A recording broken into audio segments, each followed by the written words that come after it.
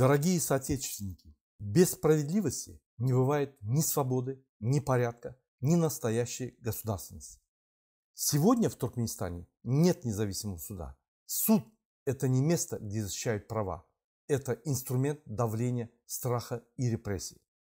И все это результат коррумпированной вертикали власти, выстроенной кланом Бердымухамедовым. Чтобы стать судьей, человек должен заплатить взятку. И не тысячи, и не две, а десятки тысяч долларов США.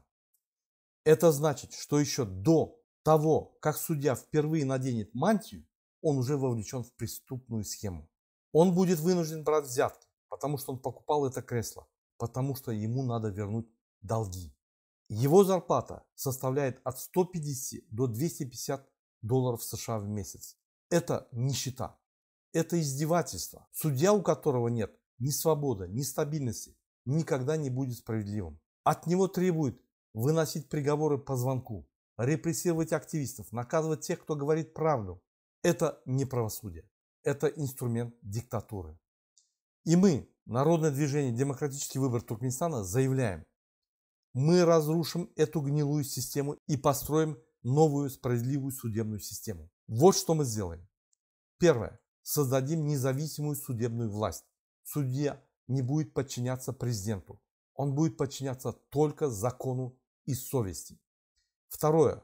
Установим достойную оплату труда.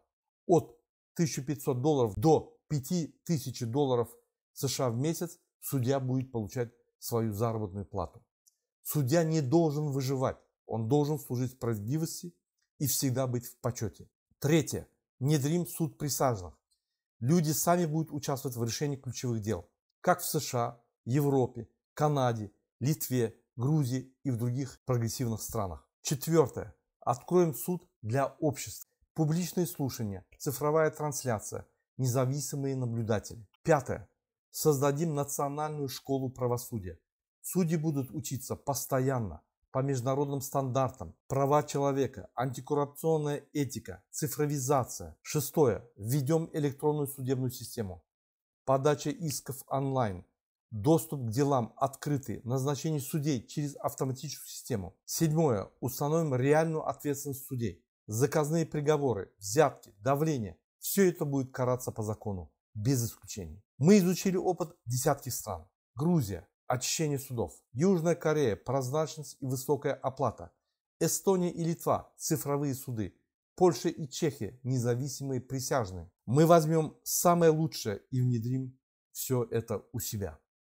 Мы создадим такую судебную систему, где закон будет один для всех, где судья будет не слугой режима, а служителем справедливости.